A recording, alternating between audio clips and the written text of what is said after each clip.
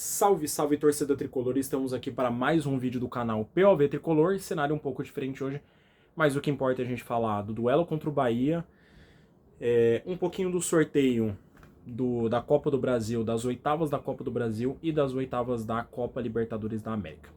Vamos começar a falar sobre o jogo contra o Bahia, né, que eu tenho aqui as minhas anotações. Eu demorei para fazer o vídeo, esperando sair o sorteio, tanto na verdade da Libertadores foi mais cedo, né, foi ali no horário do almoço, e da Copa do Brasil foi no final da tarde. Mas eu tava esperando até porque depois é diferente da Libertadores, que a gente já sabia que o São Paulo, né, quem o São Paulo enfrentasse, o São Paulo ia decidir em casa. Na Copa do Brasil, eles primeiro faziam o sorteio dos times, né, dos confrontos, e depois eles vão para a questão dos mandos de campo, né? Mas eu vou falar isso um pouco adiante. Falando sobre o duelo contra o Bahia, é mais um jogo assim, né? Eu vou fazer jus ao nome do canal, e mais um jogo ruim por parte do time do São Paulo.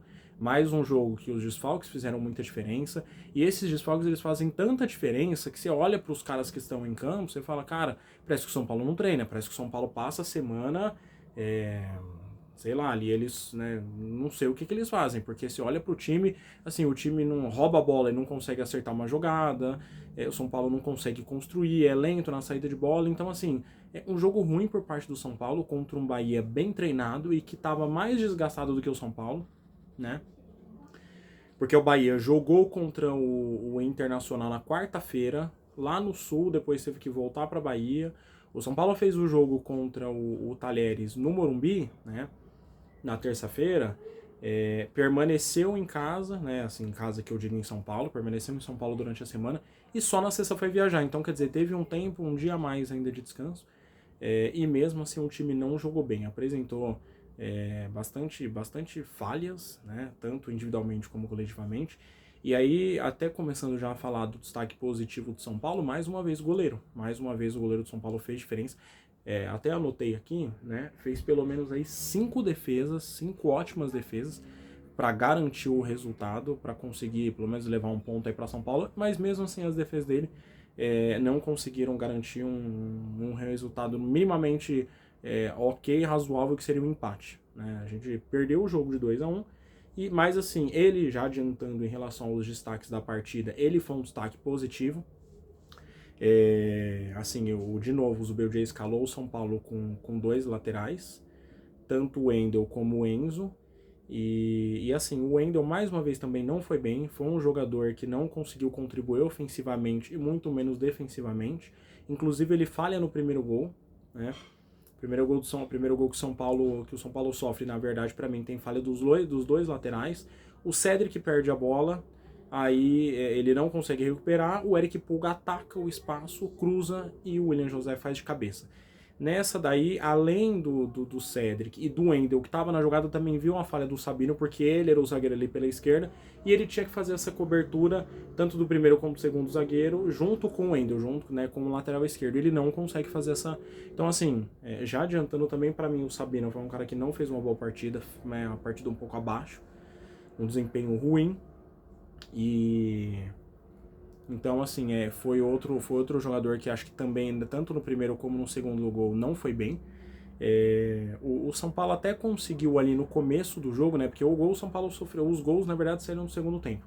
No primeiro tempo, o São Paulo até conseguiu ali uma boa jogada na intermediária. O Luciano carrega a bola, toca pro Rio Francisco, ele chuta para fora. Mas assim, foi só. E aí no segundo tempo, o São Paulo ainda consegue uma roubada de bola com o Lucas Ferreira, que ele chega a tocar a bola ali, passa a bola e tal, só que o São Paulo não consegue armar o ataque. E aí a bola chega pro Enzo Dias, uma bola alta, tal, não é aquela bola açucarada que chegou pro Enzo Dias, mas lógico, não era em plenas condições que você fala, nossa, condições maravilhosas do cara chegar e fazer o gol. Chutou da forma como poderia, mas assim, o São Paulo poderia, né, o que eu quero dizer é o São Paulo poderia ter aproveitado melhor aquela roubada de bola para construir uma jogada, passar, fazer uma construção um pouco mais organizada e estruturada para que chegasse ao gol do Bahia e assim, quem chegasse para finalizar tivesse plenas condições, que não foi o que aconteceu. Então assim, o São Paulo não teve muitos momentos bons no jogo. O Bahia chegou bastante, né? Se o Bahia tivesse até saído do primeiro tempo com 2-3-0, não seria nenhuma mentira. E aí, como eu falei, no segundo tempo o São Paulo até consegue essa roubada de bola, mas mais nada.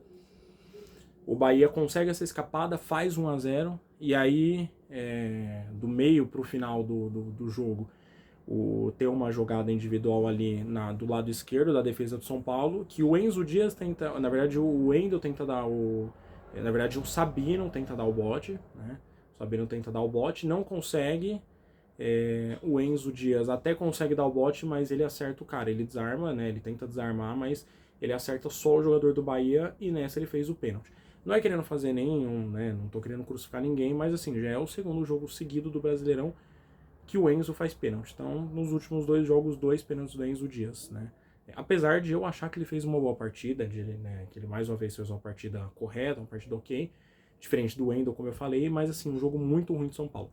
Já falando, né, já passando para os destaques do jogo, destaques negativos, né, como eu já adiantei alguns, tanto o Wendel como o Sabino, que para mim foram jogadores que falharam. Na verdade, o Sabino, para mim, 2 falhas nos 2 gols, e não conseguiu acompanhar, não conseguiu marcar o ataque do Bahia. O Wendel, que falhou, que eu vejo que ele poderia ter contribuído melhor nos gols do Bahia, principalmente no primeiro, e o Cédric, que para mim perde a bola, na verdade, assim, desde que o Cédric renovou o contrato, o futebol dele sumiu.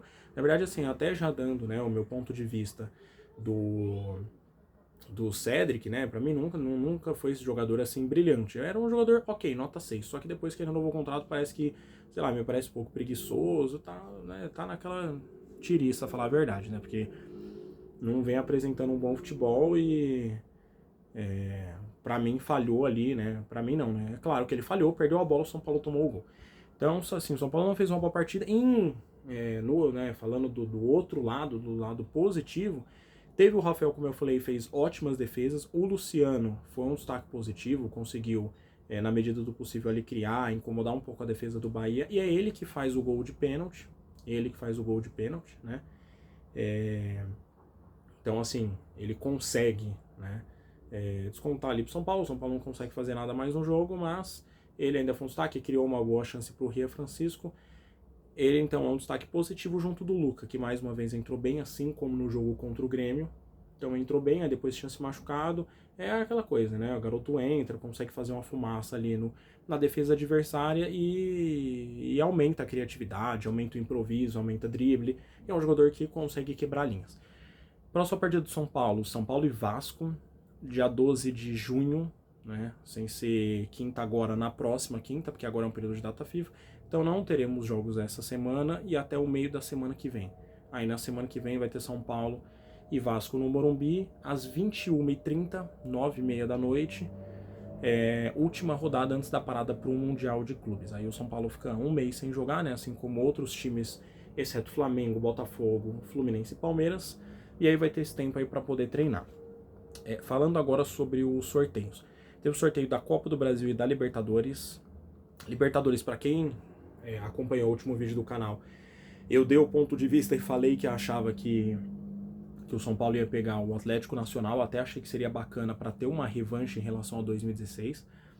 Então São Paulo, e aí isso se concretizou, esse meu achismo aí da sexta-feira do último vídeo, se concretizou. O São Paulo vai enfrentar o Atlético Nacional da Colômbia. Um bom time, né? Um bom time. Depois eu vou fazer uma análise tanto do adversário da Copa do Brasil como da Libertadores. Vou colocar todas as informações para a gente se familiarizar com os adversários do São Paulo nas 2 competições. É aquela coisa, né, que eu tinha adiantado no início do vídeo. Libertadores, a gente já sabia que o São Paulo ia enfrentar um time e a primeira partida fora de casa, lembrando, sem o Zubeldia, mais uma vez, né, suspenso. E aí decide, né, o jogo da volta vai ser no Morumbi.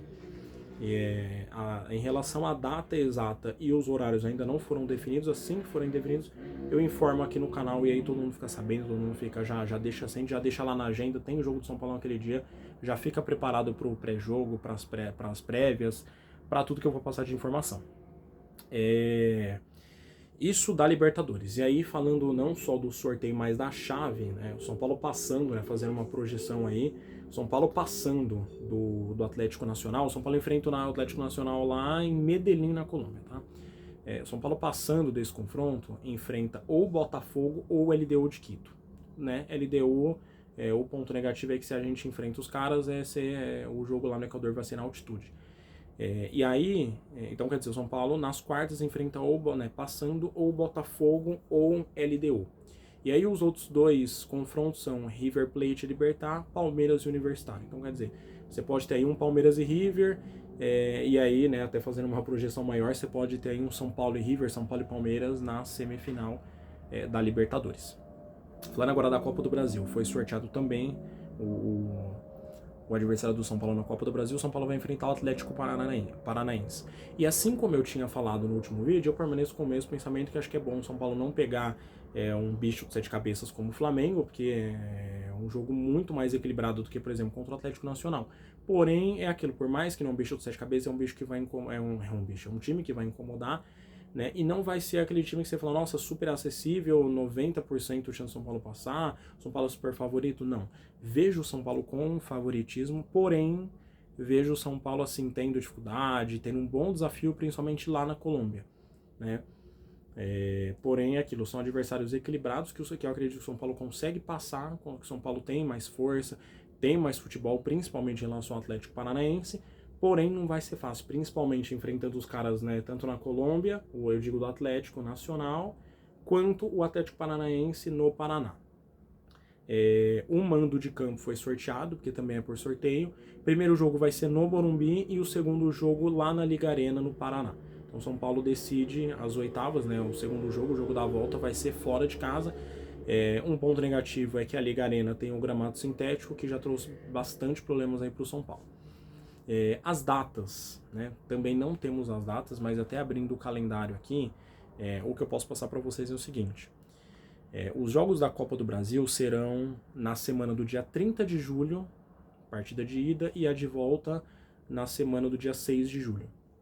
E aí logo na sequência, na semana seguinte, no dia 13 de agosto, na verdade assim, 30 de julho a primeira partida da Copa do Brasil, 6 de agosto a segunda partida da Copa do Brasil, aí na próxima semana, 13 de agosto, e na outra, 20 de agosto, as oitavas da Libertadores. Então, quer dizer, o São Paulo vai ter aí 4 semanas seguidas, né, de jogos eliminatórios, né, que nem eu falei, 30 de julho e 6 de agosto, os jogos da Copa do Brasil, que as datas vão ser definidas, porque aquilo ou pode ser terça, quarta e quinta, né, assim como os da Libertadores. Então, quer dizer, faz os 2 jogos da Copa do Brasil e na semana seguinte já vem os 2 jogos aí da Libertadores.